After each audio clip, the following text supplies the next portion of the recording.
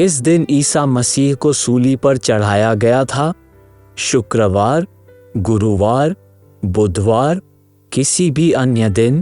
क्या योना का चिन्ह जैसा कि यीशु ने भविष्यवाणी की थी इतिहास में पूरा हुआ?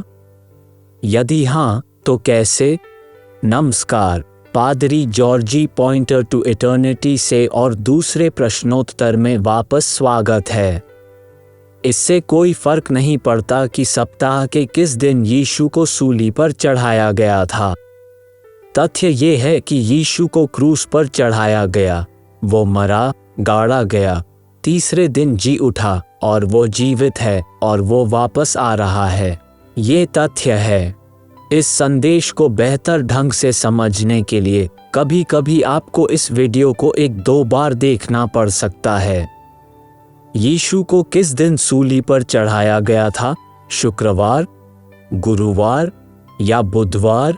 इसलिए हम शीघ्रता से विश्लेषण करने जा रहे हैं और देखेंगे कि यीशु के क्रूसीकरण के दिन के बारे में बाइबल क्या कहती है। हम प्रत्येक संभावना को देखने जा रहे हैं, तो चलिए शुरू करते हैं। क्या यीशु को शुक्रवार को सूली पर चढ़ाया गया था? ये पारंपरिक दृष्टिकोण है जो मेरे कई संप्रदायों ने कहा है कि ये 2000 वर्षों से चर्च की परंपरा रही है। इस दृष्टिकोण का समर्थन करने के लिए प्रयुक्त छंदों में से मरकुस अध्याय 15 पद 41 से 42 है। जब वो गलील में था तो ये उसके पीछे हो लेती थीं और उसकी सेवा टहल किया करती थीं, और भी बहुत सी स्त्रियां थीं जो उसके साथ यरूशलेम में आई थीं। जब संध्या हो गई तो इसलिए कि तैयारी का दिन था जो सबत के एक दिन पहले होता है। परिच्छेद से सबत से एक दिन पहले, इसलिए यदि सबत शनिवार है, सप्ताह का 7वां दिन है, तो पहले दिन का अर्थ शुक्रवार है। और इसलिए ऐसे लोग कहेंगे कि यीशु को शुक्रवार को सूली पर चढ़ाया गया था। लेकिन क्या ये सच है? नहीं। अच्छा, यीशु ने मत्ती अध्याय 12 पद 38 से 40 में अपनी मृत्यु और पुनरुत्थान के बारे में क्या कहा? ऐसा प्रतीत होता है कि यह पद्यांश शुक्रवार के सूली पर चढ़ने को पूरी तरह से ध्वस्त कर देता है। इस पर कितने शास्त्रियों और फरीसियों ने उससे कहा, हे गुरु, हम तुझसे एक चिन्ह देखना चाहते हैं। उसने उन्हें उत्तर दिया कि इस युग के बुरे और व्यभिचारी लोग चिन्ह ढूंढते हैं, परंतु यूनुस भविष्यद्वक्ता के चिन्ह को छोड़ कोई और चिन्ह उनको न दिया जाएगा।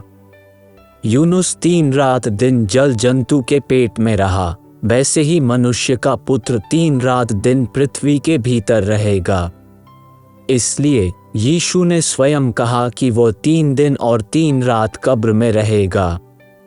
इन छंदों का उपयोग कुछ लोगों और धर्मों द्वारा किया जाता है जो बाइबल और इसकी प्रामाणिकता को अस्वीकार करना चाहते हैं। तो ध्यान से सुनिए। आइए गिने उन दिनों और रातों को जब यीशु कब्र में था। यदि यीशु को शुक्रवार को सूली पर चढ़ाया गया था तो पहला दिन शुक्रवार दिन और रात, दूसरा दिन यानी शनिवार का दिन और शनिवार की रात, तीसरा दिन केवल रविवार की सुबह का उल्लेख है। रविवार की शाम के बारे में क्या? एक समस्या है। ये 3 दिन और 3 रातों के लिए नहीं गिना जाता है। हम रात 3 का हिसाब कैसे करने जा रहे हैं जब बाइबल मत्ती अध्याय 16 पद 21 और लूका अध्याय 9 पद 22 कहती है कि यीशु तीसरे दिन जी उठेगा?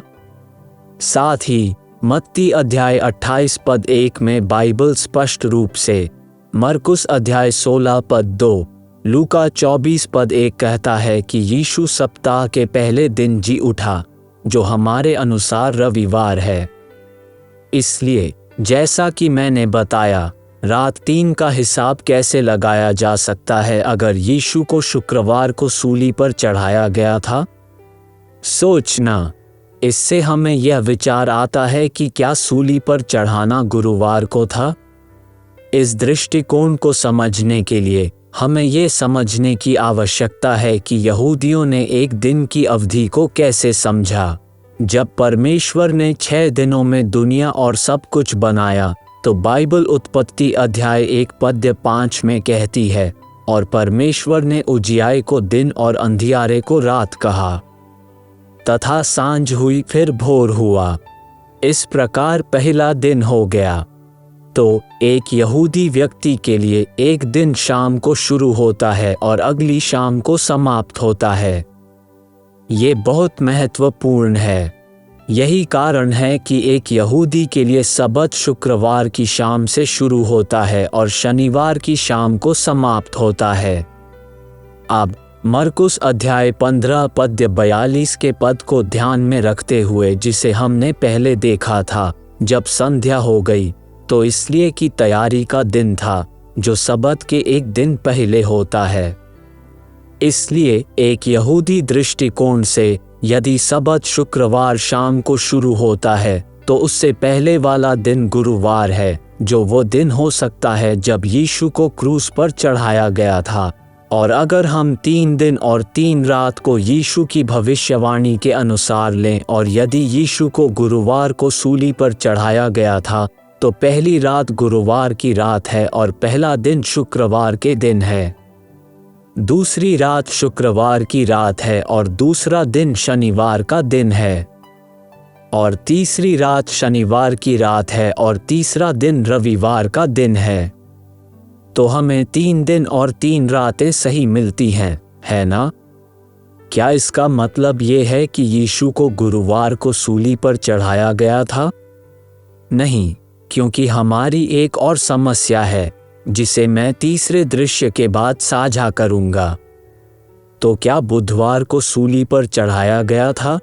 बाइबल कहती है कि सबत के बाद कुछ महिलाओं ने सुगंधित वस्तुएं खरीदे ताकि वे आकर यीशु के शरीर का अभिषेक कर सकें। मरकुस अध्याय 16 पद 1 कहता है, जब सबत का दिन बीत गया, तो मरियम मगदलीनी और याकूब की माता मरियम और शलोमी ने सुगंधित वस्तुएं मोल ली कि आकर उस पर मले। आइए लूका अध्याय 23 पद 55 से 56 तक पढ़ते हैं। और उन स्त्रियों ने जो उसके साथ गलील से आई थीं, पीछे पीछे जाकर उस कब्र को देखा, और यह भी कि उसकी लोथ किस रीति से रखी गई है। और लौटकर सुगंधित वस्तुएं और इत्र तैयार किया, और सबत के दिन तो उन्होंने आज्ञा के अनुसार विश्राम किया। क्या आप समस्या को देखते हैं? वे स्त्रियां सबत के बाद सुगंधित वस्तुएं कैसे खरीद सकती थीं, और सबत के पहले यीशु मसीह के शरीर का अभिषेक करने के लिए उन सुगंधित पदार्थों को कैसे तैयार कर सकती थीं? ये समस्या हल हो सकती है यदि उस सप्ताह में 2 सबत हों। वो कैसे संभव है? खैर, सबत का अर्थ केवल विश्राम का दिन था। पुराने नियम की व्यवस्था के अनुसार एक वर्ष में 52 साप्ताहिक सबत होते थे, प्रत्येक सप्ताह का 7वां दिन। इसके अतिरिक्त एक वर्ष में 7 उच्च पवित्र दिन या उच्च सबत होते थे। इसलिए ये उच्च सबत के दिन सप्ताह के किसी भी दिन पढ़ सकते हैं। और 1 कुरिन्थियों अध्याय 5 पद 7 से हम जानते हैं कि यीशु को फसह के दिन अर्थात निसान 14 को क्रूस पर चढ़ाया गया था। इसके अलावा यूहन्ना अध्याय 19 पद्य 31 कहता है कि यीशु के सूली पर चढ़ने के बाद का दिन एक उच्च दिन या उच्च सबत का दिन था, यानी निसान 15वां। साथ ही मत्ती अध्याय 28 पद 1 में मूल यूनानी में ये पढ़ता है, सबत के बाद। सबत बहुवचन में है। इस प्रकार उस सप्ताह में 2 सबत थे, उच्च दिन सबत जो उस सप्ताह के गुरुवार को पड़ता था, और सामान्य साप्ताहिक सबत जो शनिवार को पड़ता था। यदि यीशु को बुधवार को क्रूस पर चढ़ाया गया था, तो मुख्य दिन सबत गुरुवार था, जो कि विश्राम का दिन था। शुक्रवार को महिलाओं ने सुगंधित वस्तुएं खरीदे, कब्र पर गए और सुगंधित वस्तुएं तैयार किए। शनिवार को साप्ताहिक सबत था, जो विश्राम का दिन भी था। इसलिए महिलाओं ने आराम किया और रविवार की भोर को वे कब्र पर आए और कब्र को खाली पाया। तो अब अगर हम 3 दिन और 3 रातों को यीशु की भविष्यवाणी के अनुसार लेते हैं तो पहली रात बुधवार की रात है और पहला दिन गुरुवार का दिन है। दूसरी रात गुरुवार की रात है और दूसरा दिन शुक्रवार का दिन है। तीसरी रात शुक्रवार की रात है और तीसरा दिन शनिवार का दिन है। अब क्या हम रविवार तक गिने? नहीं। लेकिन क्यों? क्योंकि बाइबल ठीक ठीक यह नहीं बताती कि यीशु किस समय मरे हुओं में से जी उठा। बाइबल केवल इतना कहती है कि जब वे सप्ताह के पहले दिन भोर को कब्र पर आए तो उन्होंने पाया कि पत्थर पहले ही लुढ़का हुआ था। मरकुस अध्याय 16 पद 2 से 4 कहते हैं, और सप्ताह के पहले दिन बड़ी भोर जब सूरज निकला ही था वे कब्र पर आए और आपस में कहती थी कि हमारे लिए कब्र के द्वार पर से पत्थर कौन लुढ़ाएगा। जब उन्होंने आंख उठाई तो देखा कि पत्थर लुढ़का हुआ है, क्योंकि वो बहुत ही बड़ा था। इसी बात का उल्लेख मत्ती और लूका ने भी बाइबल में किया है। इसलिए यीशु शनिवार को शाम 6 बजे के बाद किसी समय मरे हुओं में से जी उठे होंगे। केवल यही दृष्टिकोण मत्ती अध्याय 12 पद 40 में यीशु के पृथ्वी के हृदय में 3 दिन और 3 रात होने की भविष्यवाणी को पूरा करता है। और यही कारण है कि गुरुवार को सूली पर चढ़ना संभव नहीं है। हम जानते हैं कि उस सप्ताह में 2 सबत थे। यदि यीशु को गुरुवार को क्रूस पर चढ़ाया गया था तो लगातार 2 सबत होंगे और सुगंधित वस्तुएं को खरीदने के लिए जाने के लिए महिलाओं को सबत को तोड़ना होगा। फिर एक बात और, यीशु के पुनरुत्थान के बाद जब वे 2 शिष्य इम्माउस के मार्ग पर थे, यीशु उनके साथ उनकी यात्रा में शामिल हो गए। जो कुछ घटित हुआ था, जिस प्रकार उनके मसीहा को मारा गया था, उस पर हम उन्हें हृदय विदारक पाते हैं। और वे कहते हैं, परंतु हमें आशा थी कि यही इस्राएल को छुटकारा देगा, और इन सब बातों के सिवाय इस घटना को हुए 3रा दिन है। रविवार की लोकप्रिय समझ बुधवार से 3रा दिन कैसे हो सकती है? फिर से इस बात को ध्यान में रखते हुए कि यहूदियों ने एक दिन की व्याख्या कैसे की, बुधवार की शाम को गुरुवार के भाग के रूप में गिना जा सकता है। ये यीशु के सूली पर चढ़ने के सप्ताह की समयावधि है। आप वीडियो को रोक सकते हैं और उसका अध्ययन कर सकते हैं। इसलिए मैं समझता हूँ ये सब बाइबल की गणना करना कुछ के लिए कठिन होगा, और जो लोग शुक्रवार के विचार को लेते हैं उन्हें यीशु की भविष्यवाणी की व्याख्या शिथिल रूप से करनी होगी। लेकिन हमें बाइबल को गंभीरता से लेने की ज़रूरत है। बाइबल क्या कहती है? लेकिन जैसा कि मैंने शुरुआत में कहा था, इससे कोई फर्क नहीं पड़ता कि सप्ताह के किस दिन यीशु को सूली पर चढ़ाया गया था। 1 कुरिन्थियों अध्याय 15 के पद 3 और 4 में कहा गया है, इसी कारण मैंने सबसे पहले तुम्हें वही बात पहुंचा दी जो मुझे पहुंची थी, कि पवित्र शास्त्र के वचन के अनुसार यीशु मसीह हमारे पापों के लिए मर गया और गाड़ा गया, और पवित्र शास्त्र के अनुसार 3रे दिन जी भी उठा।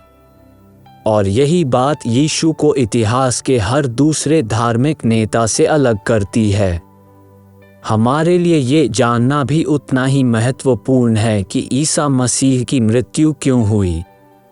यह उस सजा को लेने के लिए था जिसके सभी पापी पात्र हैं, और मानवता को पाप और मृत्यु से छुड़ाना था। यूहन्ना अध्याय 3 पद 16 कहता है, क्योंकि परमेश्वर ने जगत से ऐसा प्रेम रखा कि उसने अपना एकलौता पुत्र दे दिया, ताकि जो कोई उस पर विश्वास करे वो नाश न हो परंतु अनंत जीवन पाए।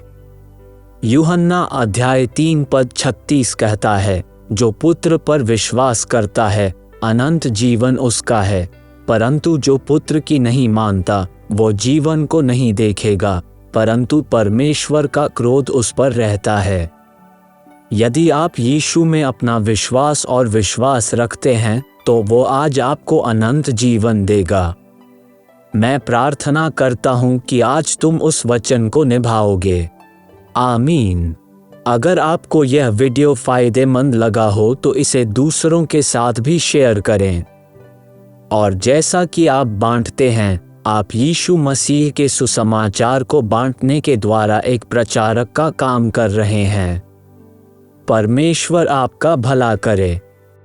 यदि आप इस संदेश से धन्य हैं तो लाइक बटन को अवश्य दबाएं और साथ ही अगर आपने अभी तक सब्सक्राइब नहीं किया है तो सब्सक्राइब का बटन दबाकर सब्सक्राइब करें और साथ ही उस बेल नोटिफिकेशन को भी दबा दें ताकि आपको इसी चैनल पर ऐसे ही धन्य संदेश और अपडेट मिलते रहें।